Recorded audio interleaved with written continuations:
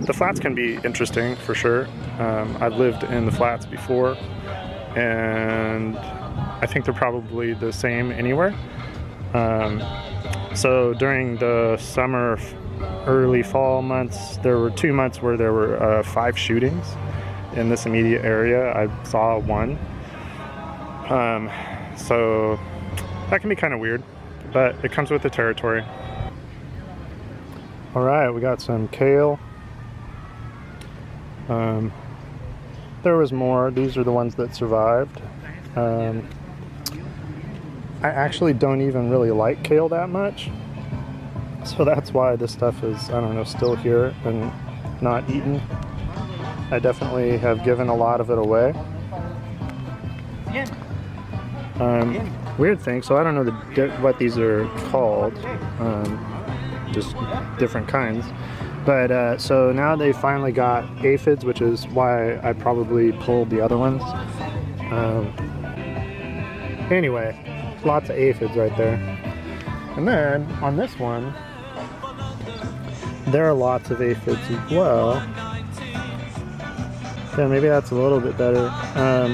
Anyway, these are different aphids. They're not the same kind of aphid, which is something that I've noticed about everything in my garden that has gotten aphids or anybody else's. So dude over there had fava beans, completely different kind of aphid.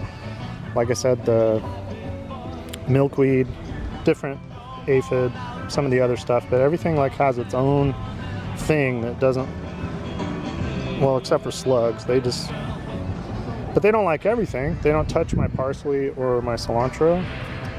Anyway, here's parsley. This is leftover from summer.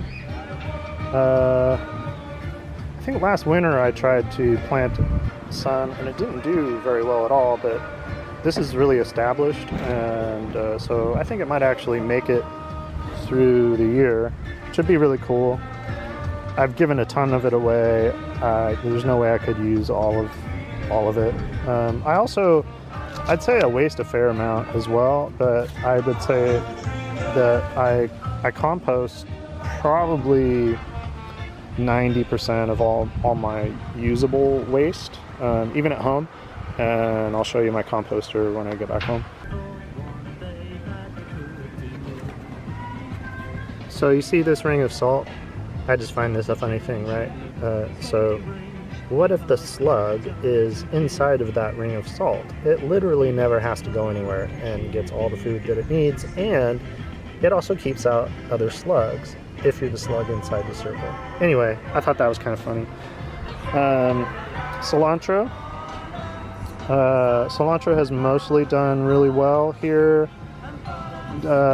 First winter it did amazing, and I got a bunch of coriander out of it, more than I could use. I think maybe it's been colder this year.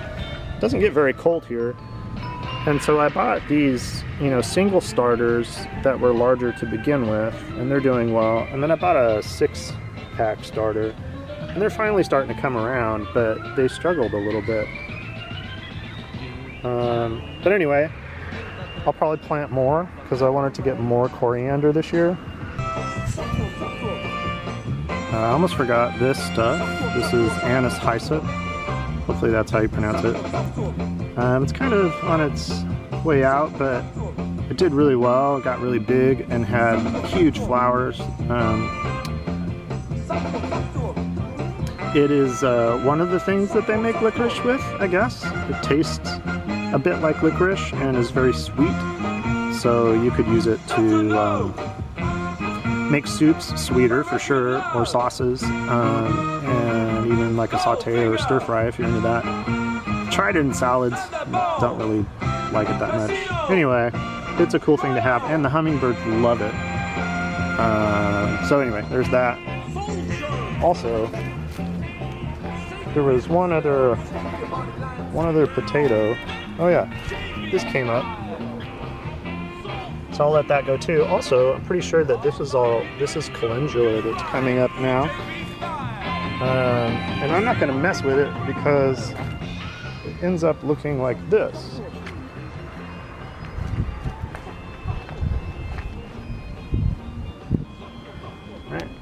is it looking like that?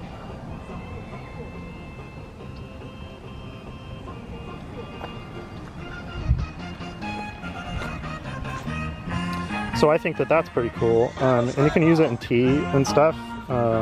Smells really good. It's a miniature variety. Oh, I wonder what this stuff is. I think it might be the same stuff that is like outside my house, which I'll show you when I get back. But the neighborhood guys, I've actually seen them picking it, or the leaves, and so I'm not sure what they use it for. Hey, I also wanted to mention that I've become a big fan of wood chips. Yeah, so I eventually tried it. I think I tried it in winter. That's when I first tried it. And you know, regardless of season, I think that it helps with water retention, which maybe is not a big concern during the winter or when it's raining a lot. But I also think that during the summer it helps keep the soil temperature down, and so I have to assume that in the winter it probably does the opposite and keeps the soil a bit warmer. But who knows? Over time you kind of lose some of your wood chips. They just get in the soil and or whatever, so it gets a little not as perfect, but that's cool. It still works.